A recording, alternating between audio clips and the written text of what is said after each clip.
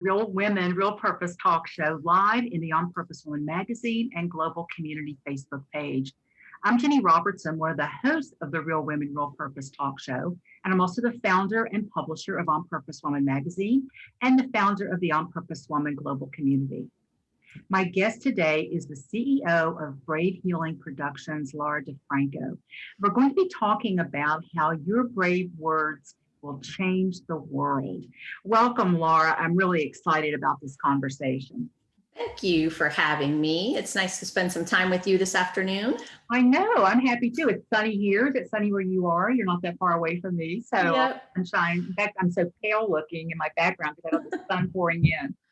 But if you have not been fortunate enough to meet the amazing Laura Di Franco, we go back a number of years. I'm going to tell you a little about this amazing, badass woman. Laura Di Franco is the CEO of Brave Healer Productions, where they publish world-changing wellness books. With 30 years of practice in holistic physical therapy, a third-degree black belt, and 20 books and counting. Wow. How's it feel when you hear that, Laura? I pinch myself most mornings. Like, is that true? What is up with that? In these books, she offers powerful expertise and energy that'll help you leave a legacy with your brave words. And you can find out more about Laura and her work at bravehealer.com. So, Laura, we're going to talk about how your brave words not can change the world, but will change the world. And we could have a 3-hour conversation or a 3-day conversation about this. But let's start with, what do you actually mean by brave words, as opposed to just words? You know, you made me think of this just now as I was hearing you say that, sometimes being brave is just showing up and sharing any words. Mm-hmm. It's really just allowing yourself, giving yourself permission to have an out loud voice with a witness. And sometimes that's a reader and sometimes that's an audience member, like in the flesh. But just being able to share your story, something personal, that's brave to me. And we go through life and we have different stages where we're able to get through different things that feel a certain way to us in terms of that fear. And everyone is so individual with how this plays out. So I would kind of ask the question back to anyone watching, what does that mean for you? Mm-hmm. And that matters, however it means to you, whatever it means to you, and however you're moving through that to share your voice. I want people to know that their voice matters no matter what that is. Yeah. What you just said reminded me of something I haven't thought of in years, but I had a woman in a workshop I was doing years ago. We were talking about fear and, we weren't using the word brave, but we were talking about, having the courage to do that. And she realized, I don't know why she didn't already know this, because it was obvious to all of us looking at her, right? But she realized that she had no fear at work. She was a top level executive and she could go in and she could get things done and she could stand up for herself and she could make things happen. Where she would not speak up or use her voice was in her relationship with her husband. And it was like two different women. And so when you say, what does it mean to you? There's no cookie cutter thing about what it looks like to be brave when we use our words, correct? Right. And what a great example. I resonate with it as well, because at work where I knew what I was doing and I could teach other people different things, that was one setting where I felt a little bit more worthy. And then I was put in a situation with, the ex-husband or a friendship where the feeling changed, right? And all of a sudden that feeling inside changes and I'm feeling afraid to speak up. And I had to start to question that. Why did it change from one situation to another? And wasn't I worthy no matter where I was or who I was with? Of course I was, but that's the journey, right? It sure is. And I was thinking that somebody who heard your bio and heard your opening statement, might be sitting there going, well, she's always been like that. That's easy for her to say. And so you jumped in and took my next question, which is, were you always brave with your words? And it sounds like you weren't. What happened? was there a particular turning point where you just got it, or was it more of a gradual, like along the little continuum from here to here? Well, I for sure wasn't always, and I really was quite painfully shy in my early young woman life, and could not socialize well, didn't really have the tools or the skills to talk to people, feeling that unworthiness more often than not. And so never really being able to strike up that conversation. But, I love watching where I've come from and then today. And yeah, people who meet me today, they're like, really? Because there's been a shift, right? And there's the ability to stand on a stage with a microphone in my hand at this point. But I hope that inspires people to know that I was painfully shy to start out with, and that journey for me of finding my voice, understanding that it mattered, and then sharing the different kinds of stories that I wanted to share to help inspire people to do the same thing, right? That I really feel like there's healing in that journey, and there's healing for the giver and the receiver in all of those instances. The move through, if I had to say the moment, right? I'm not really sure. I know that there were lots and lots of moments. There were lots of powerful moments, but there were deal breaker moments in my marriage where I just couldn't stand it anymore. And I had to stand up for my own self and joy. And there were moments in jobs where I had to just be like, no, not doing it anymore. Can't stand it. Like, and I think my tolerance level for whatever that was got met. And, wouldn't it be nice if we didn't have to get to that point before we could make a decision about our health and wellness? Yeah. Sure. So you live and learn, of course. Yes. Yeah. And, I think back to the things that I was putting up with, if you will, in my early 30s. And when I started going through this, shifting and changing and learning more about myself and doing some of the deep, deep, deep work, in the early stages, I was embarrassed that I had been that young woman. I was like, how could I not have known that at 31? And now I have compassion for her, that she had the courage to do it. And it was in little increments. It was like, oh, didn't die. Maybe I'll try this next. So you made this shift, because it sounds like it was in increments. It was this one thing happened, it was a deal breaker. This other thing happened. Oh no, you're trampling on me here. Or you said something, I'm not going to accept that. And so was it an awareness of your worth that had to come first, do you think? Well, there's so many moments and stories. I guess what you're making me realize is that there was a point where I woke up inside of my awareness practice, realized I had checked off all the boxes everyone else had told me I should to be happy. The degree, the job, the marriage, the kids, the house, the dog, the retirement fund, the house in the country, like check, check, check. And I'm sitting there in the middle of my living room, feeling unhappy and feeling bad about myself for feeling unhappy, because I had all of these beautiful things around me and couldn't quite figure that out until I realized I had been checking everyone else's boxes and never asked myself the question, what makes you actually happy? Like filled with ecstatic joy, not like mediocre. Right. But like really turns me on. And I started journaling and asking myself that question and following that. And that was, a journey over several more years of alignment. Mm-hmm. And my Shirley story, which of course was a moment. Well, I think that what I want to say about that is that there are moments of your life where you wake up to your purpose, and that was one of them for me. And it was so powerful to meet somebody where I realized that me writing a blog could change someone's life. Like, what, really, really, Laura, if I just write my blogs, am I going to change the world? Yeah. Like I can sit here and say, yes, people are reading. They need it. They need to hear it. And sometimes you don't get lucky enough to have people reach out to you. But that day I did. She reached out and she told me what I had done for her. And so that moment changed my life. It is a life-changing moment when I hear you talk about it.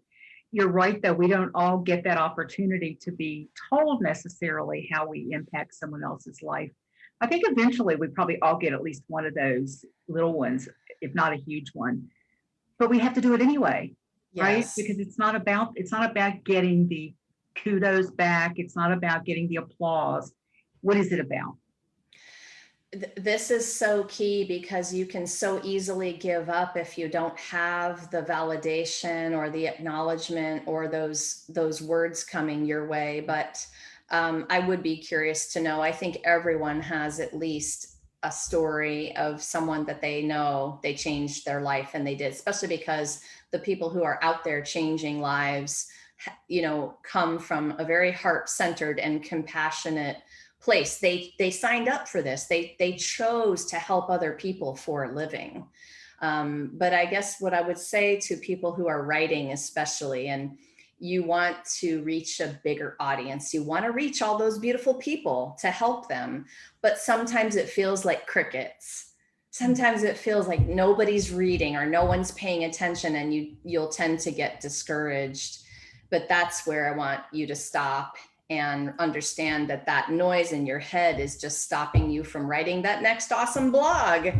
That noise in your head is stopping you from living in your purpose. So I shut that down really fast these days, and I just get on with my badassery, right? I just get on to the next few words I want to share or next thing I want to create. And that's kept my momentum going, no matter if I'm hearing good stuff or not. When I started speaking many years ago, my first speaking gig, nobody who was there knew it was my first speaking gig, but it was a big deal. It was, at the convention center, it was on a stage, and I've never done that before, but I did okay. I wasn't brilliant, and amazing, but I did okay. And people gave me great reviews because this organization I did it for got, you had to fill out these little things. And then over time, I would get those from other places. I would go, and occasionally there'd be a couple of not so good ones. And I would pay so much attention. I would give those so much weight. 85 people thought I was just awesome, and 2 people said that I, talked too much, or something really silly. But what I started to realize is the positive things and the negative things were no more true than, one was not any more true than the other. It was simply everybody's perception running me through their whole system, and then they came up with a final idea. Yeah, do I appreciate the good stuff? You bet. If it's negative, do I look at it and go, is there something for me to know here? But yet I was getting all caught up in the good stuff. I'm going, whoa, look at me. And then the bad stuff would just take me down. And I think what I'm trying to say is, if we can stay in that neutral place, I think is what you're talking about. And that's really where the voices in our head are coming from, or for those reviews. They're not our voices, they're somebody else's. And so if we can be in that neutral place of, is there something for me to get here? No, okay. Would you agree with that? I said it in a bit of an awkward way, but you got what I meant. This is one of the foundational principles of awareness, I think, in its detachment. Mm-hmm. And this is what you're talking about. And I had a very skilled healer at one point in my life that I was accessing on a regular basis to help me feel well. My immune system was really low after having kids, and I was getting colds all the time, and I was going for healing and to boost that. But I remember her saying to me, you can't be attached to those ecstatic moments, and you can't be attached to those bummer moments. You have to be understanding basically what you just said. And if it can feel good to you, that should be enough. If you can feel the joy, but not be so attached to all of those, as she said, elation, she used that word.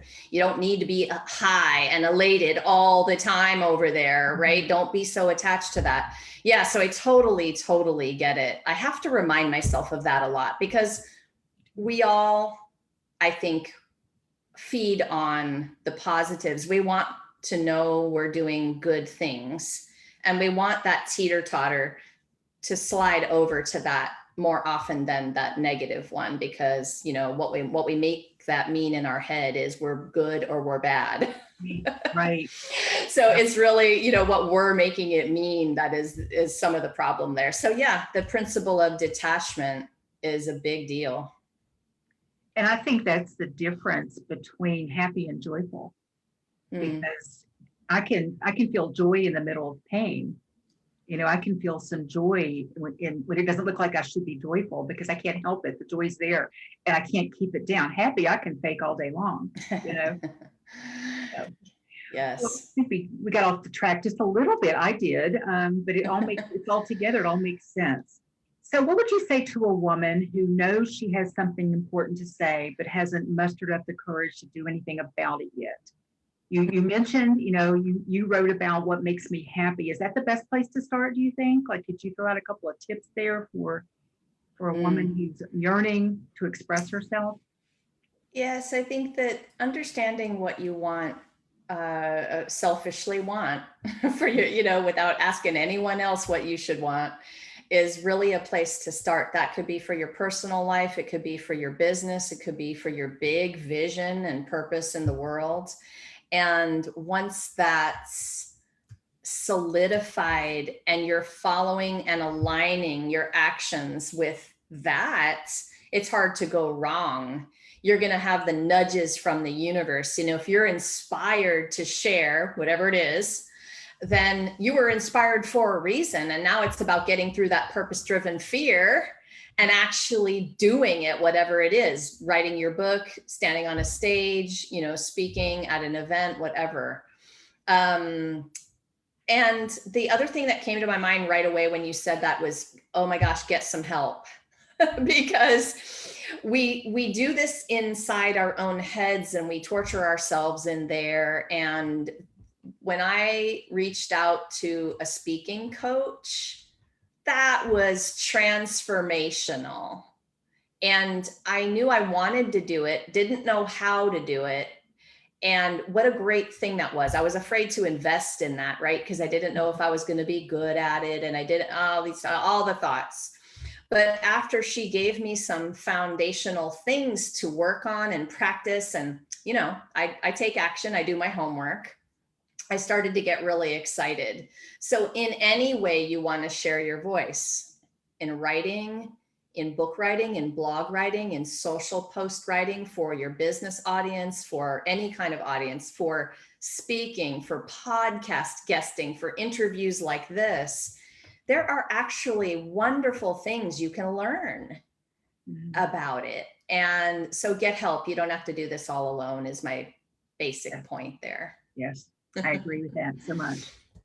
Did you also find that when you started expressing yourself more from that heart place, when you started using words that maybe to others, they didn't know how brave you were being, but you did, that you also attracted more people into your world that resonated with that so there was less of that negative stuff even coming at you in the first place?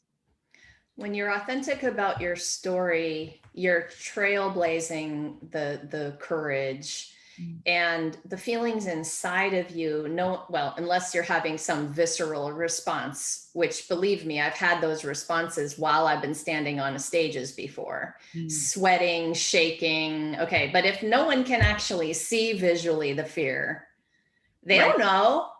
And the thing I want to say about that is, when I made a shift to understanding that I was giving the audience a gift by practicing grounded confidence and being a great speaker and offering them whatever it was I wanted to offer them that day, it wasn't about me anymore. You know, that fear of not good enough was boring. You've heard me say that before. So it wasn't about me. It was about what I could give to them. Then everything changed from there. And I got less afraid or less worried I would make a mistake or say something funny or, you know, not funny or whatever. I don't even know if that answered your question, but it was making me think about that. You're giving a gift. It's not about you. Yeah. Oh, it's a perfect answer. Everything that you said, I think, answered my question. But I do love that it's not about us. And coming from that place and seeing it as a gift gets us outside of ourselves, gets us outside of our our thoughts and our excuses and our worries and all of that other stuff. Because as women, we really do want to be that person, I think, who gives to the world, who makes the world a better place. And we have to do it from the place of who and where we are, not make up something that's needed. I think that's the other thing that you talk about, is that we make our own unique difference. We bring our gifts. We don't go, my story maybe about, I was a Cub Scout leader when my son was a little kid, and that was so not a great use of my talent. I had no talent for it whatsoever. It was painful. I did it out of guilt, and I hated every waking moment of it. It was miserable. But I think often we will go into things thinking that we're helping or we're filling a need, but it's because we want the accolades, or we want we feel guilty if we don't. And what you're talking about is something on the complete opposite of that. Yeah, you're also making me think about, so, you're telling your story about that, and there's nothing that paralyzes people faster from sharing their stories out loud than thinking that the story isn't bad enough, traumatic enough, big enough, good enough. And I'm listening to your scout story thinking, oh my gosh, yes, what a perfect story. And was that some big traumatic life thing? No, right? No, but still, you will have people resonating and understanding you at a deeper level. The more personal you are, the more universal that connection becomes. But people are afraid that of whatever they're afraid of other people thinking in terms of what that story is. I remember a number of years ago, it's probably been at least 15, I was doing a keynote. I used to travel around and do keynotes and breakout sessions for Clemson University's Professional Development for Women conferences, and got to go to some nice cities and meet some nice people. And I was the opening keynote that morning, and I don't remember the story I told. I just know that I never told anything on stage that would embarrass my mother or anybody in the room. You know what I mean? But I told stories on me, but they weren't like awful, down and dirty stories. But this woman came up to me after and scolded me and said, I would have never told that story on me. And that set me back a day. I second guessed myself the entire day. Maybe I shouldn't have told that story. Oh, I wonder what she didn't like about that story. And I think that, we do have those people that we're not making up. They actually do show up sometimes to remind us, don't you think? Yeah. Of how much power we give them. Oh, yeah. That, it can hurt. I can understand that, but if I'm good with the story, I've got to be good with the story. So thanks for the reminder of that one. And that's where I won't let myself be paralyzed for long anymore. Yeah. And the bigger you play, the bigger influence you have. It's not if those trolls will show up, it's when they will. And then your lady might not have been like a troll, but they give the opinion, and it may be completely opposite of what you expected. It might be negative. It might really bowl you over in the moment. But the faster you can come back to I'll just say that detachment again. Right. Is what you were talking about earlier. The faster you can get there and carry on with your amazing self, the better. Yeah. Right. And those are all lessons. Keep telling that story if it works for you, right? Well, let's talk about women who have a business, because you say that the sharing of your story is how you sell. Say more about that. I mean, a lot of people understand this because there are programs out there. Story brand is one of them. Storytelling is a hot topic. But the thing is, we go out into the world and we have these products and these services, and we're just like, oh, I got to go sell my stuff. And here's my stuff. Don't you want it? And, that person could be looking at me sideways like, who are you? Like, why should I even trust you? I don't even know you yet. Right? Exactly. And so it's the no, and people say no, like, and trust. I think it's a no, love, and trust. Like it ends in the trust. So who am I to tell you what to do in terms of your book writing journey if I cannot share and trailblaze that authentic story first? right? Who am I to tell you what to do as a master expert if you don't really know me or trust me yet? And it was, back in my physical therapy days, it's like, if those people didn't really know who I was, how could they trust me to lay my hands on them and help them with their healing journey? So I would often sit with clients and tell them a little bit about who I was and how I got to doing what I was doing in the world. And that's what I say to people who want to write and speak. Tell me who you are. Get me nodding my head a little bit and resonating with that story. And in that moment, I am beginning to trust you, that you are the one that can help me because you have also been there. Right. So that's all part of it for me. Yeah. And it's so much more fun than selling, trying Well, I don't want to make selling the bad word or anything here, but it's that right. that desperation. I think we can come across as, I want you to buy my stuff, can feel kind of stinky. It kind of like, ooh, there's something in the air here. And if we're just being genuine, authentic, and sharing, then that's a whole different ballgame, I think. Exactly. Sales and selling is just a loaded term, and we need to reframe it today. So if you're listening and you need to hear this, you've heard sharing your offerings. Listen, nobody is going to be helped if you don't sell. No one, you guys. So you are not going to change a life or change the world or complete your mission or leave your legacy without learning how to sell yourself, your offerings, your everything. But the sell is the word that's the problem that hooks people. Oh, I don't want to be that used car salesman type of right? So what if I just share a story with you and let you get to know me? And, there's so many great ways to use storytelling to share. Yeah. But you're right, we do need to, especially for women, that fear around, it's not just the fear around, I think, of being seen as a salesperson. And it's that fear around, oh, but what if they say no? If I don't ask for the sale, if I don't ask them if they're interested, if I don't, then they don't get to reject me. That's a whole other conversation for another time. But I remember in the seminar company I used to work for, we did a little module on sales, even though it was not a business seminar, it was personal growth. And we asked, who here in the room is a salesperson? And the people who really were salespeople would raise their hand. Everybody else would sit there. It was like, no, and one of the examples we would use is, if you've got a teenage child that you want to clean their room, you're in sales. If you're single and you want to go out on a date, you're in sales. And so it was taking that kind of, and this is back in the 80s, taking that kind of stinky connotation we had around it all to say it's a skill.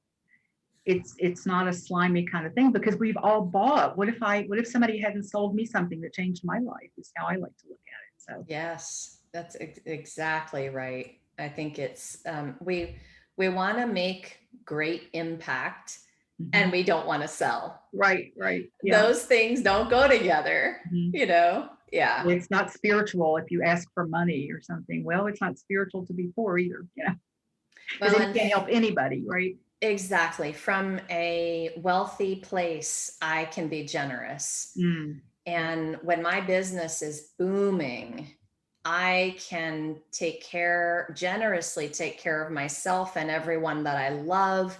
And then I can go out and give the overflow back to my communities and my charities and my places that, I believe in and I want to help. And so, because money is energy and abundance is energy, getting into the flow of that helps so many more people than being stuck, worried about coming off as salesy, right? Just a shift. It's just a quick pivot toward a different kind of energy. I agree. It's a brilliant shift. Thank you. So I had an amazing question next, and I've forgotten what it is. Let's see. Maybe you could give an example of, maybe in your business, of how you use stories to, your current business, how you use a story to kind of get people to lean in. and listen and hear more what you're about. Well, so once upon a time, a few years ago, I got this little message from one of my friends who was a hostess at Busboys and Poets here in the DC area. And I had been going out to read poems at the different events and just see what that was like, and had been scared. You know what? I don't know if we're allowed to swear on these interviews, but, and I would do it anyway. I'd get up there and I would shake and I would read my things. And so one day I get this little message, and she said, how would you like to be the featured poet at Busboys for one of our poetry nights? And Ginny, this was a bucket list thing for me. And all of a sudden, all of my not good enough BS dissolved, because I was being asked to be a featured poet, not just to like show up and read a poem like at the open mic, but to be the feature of the evening. So I had to sit there and stare at that message and read it about 10 times. And I thought, oh, she thinks I'm good enough. I think maybe I should say yes, like, And so I said yes. And the long story short is that event was one of my defining moments where I was over, it wasn't about being not good enough anymore. It was how good can I be? How impactful could I be? What else could I do? What else was possible with my writing, my speaking, and my inspiring of other people to share their message? So there's a little story for you. Wow. To illustrate the point of, just really getting out there and overcoming your purpose-driven fears and doing those things and experimenting. And magic happens when you align with the joy. Mm-hmm.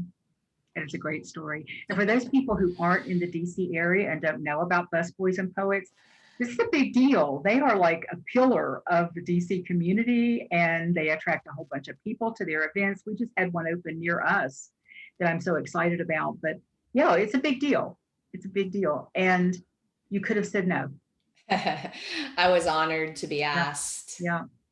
So those moments come along. And I think that's when we also start doing this work and start to be braver and start to take more risks. We'll get the bigger moments, we'll get the bigger opportunities. And then we are at this place of yes or no. And, sometimes we'll say no because we're really not there yet. And then you were there. You didn't maybe consciously know it yet. And, but you were ready. You were waiting for it. It was on your list. You probably just actually you manifested it because it was on your list, right?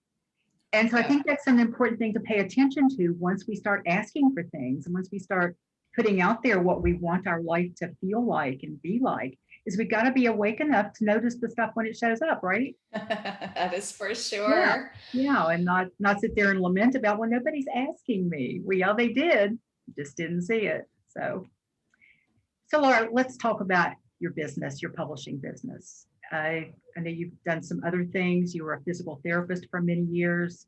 You decided to let that go. I think it was a COVID decision, right?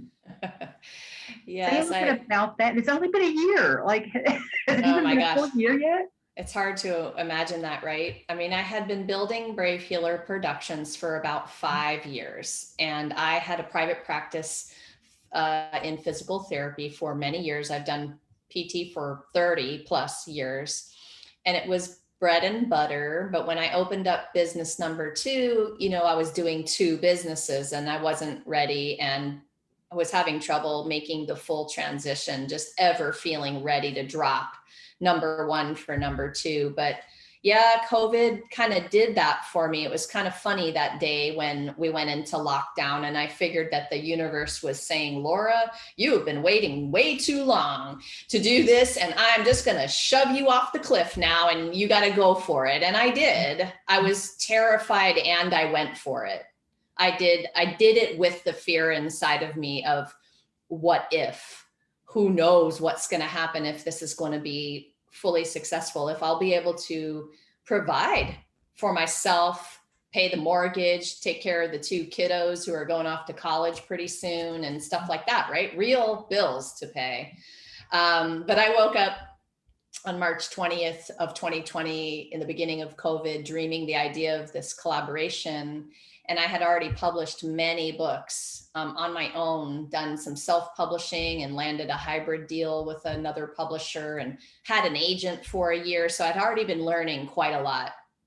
And I typed a little note in a Facebook group that morning and said, listen, the world needs to understand how to heal at home. And I had this network of practitioners and healers, who wants to write a chapter? Like, we need to get this toolbook out there now. And 48 hours after that note, I had 24 people say yes. And 5 weeks later, we birthed that book onto Amazon. So the publishing company was born almost without me even really understanding what was happening. It was something that I still talk about, as everything was being run by something way bigger than me. Because to have something go off like that with 25 people without a hitch in 5 weeks is a small miracle in the book world. And now I can happily say that particular book, The Ultimate Guide to Self-Healing, is on volume 5 in a year and a half. And we've published multiple other collaborative projects with wellness leaders. And those books, 15 of them hit Amazon bestseller status. And whoa, like, it's been a year and a half and it's crazy and amazing. And I'm in love with every moment of it. And the really big thing that people may not understand, you got 48 women to say yes. 25 women to say yes in 48 hours. They also gave you money. They did. Like you were just saying, come and write with me. Oh yeah, I'll do that. They actually invested in your idea. Thanks for mentioning that. That is very true. And I knew that I was going to have some costs, some hard costs to put a book in the world. I had already done that. So I knew that there was editing and designing and things that I would have to pay for. So I told that first group of people, I said, listen, I'm going to need to collect a little money. Speaking of our selling conversation, I'm going to need to collect a little money from you because there's going to be some costs and this and that.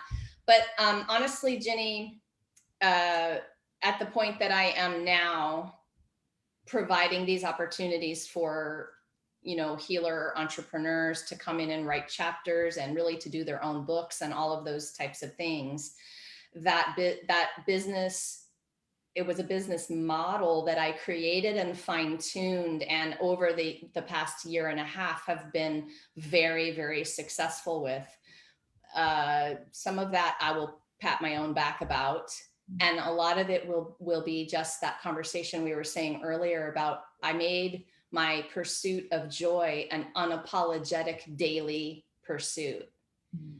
And it was going to be how I wanted it. And I wanted to feel good and I wanted to have fun along the journey. And now the energy of these collaborations just gets bigger, and the community and the energy of that community is just bigger and more amazing. So you know how that works, right? All you manifesting lovers, you know how this works.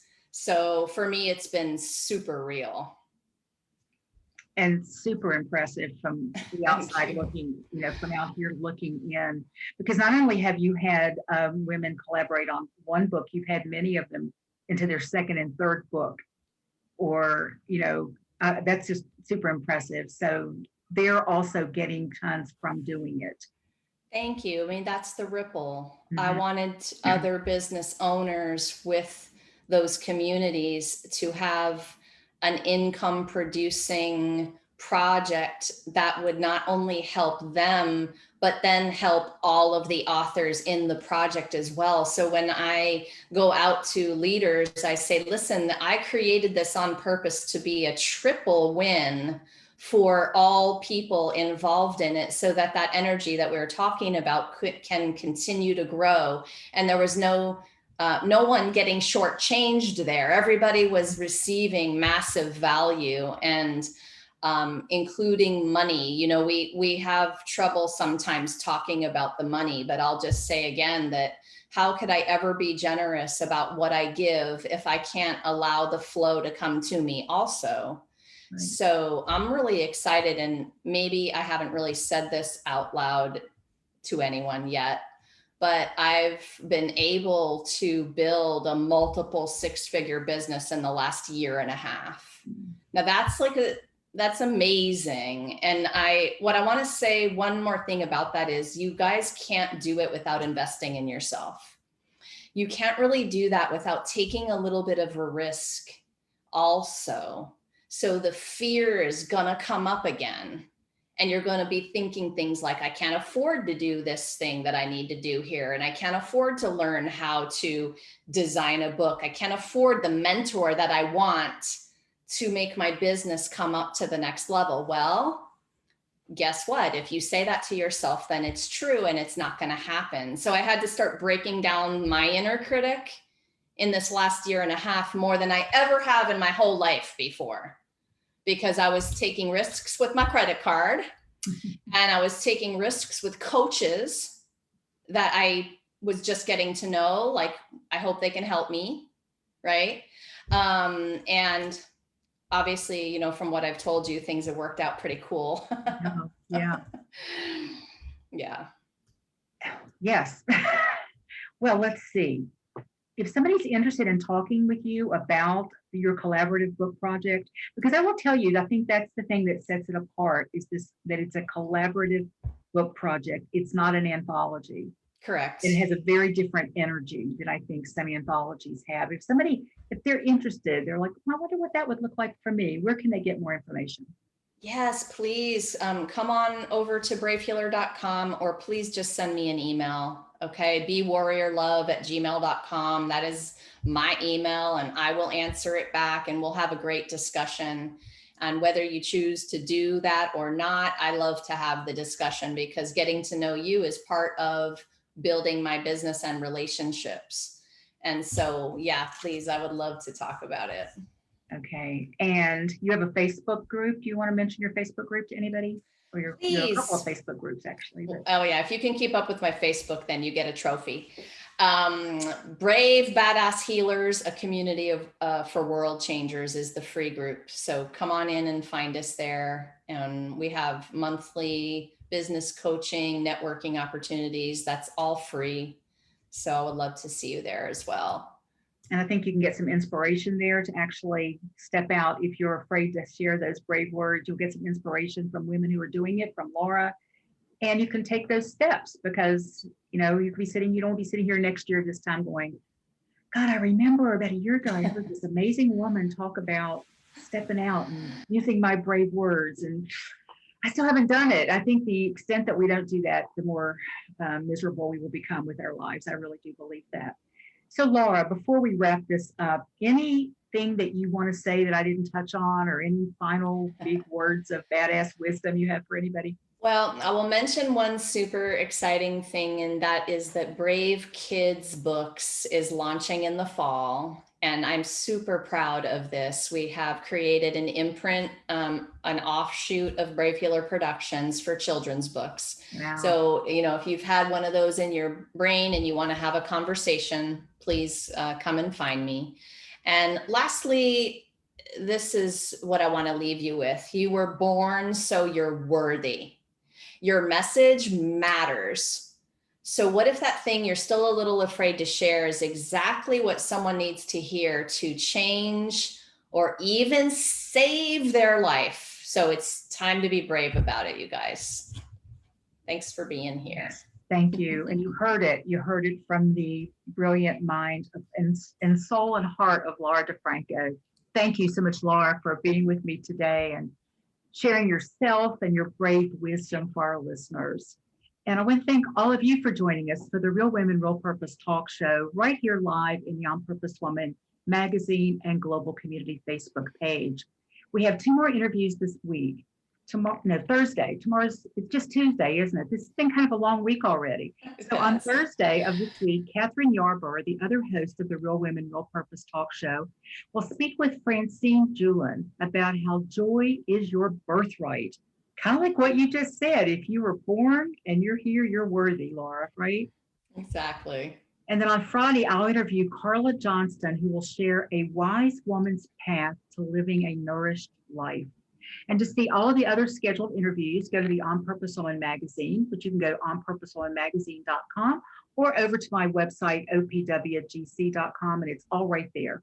And you'll see a 4-page spread in the magazine with all of our topics. If you love this interview and want to share it with your friends on Facebook, you can share it right here from this video that you're watching. And in a day or so, it will be up on our YouTube channel. So go over to the On Purpose Woman Global Community on YouTube.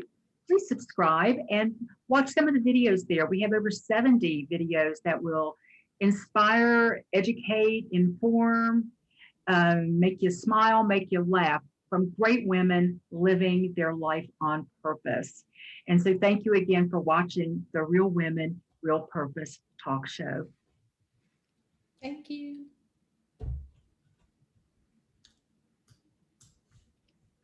I do this at the end.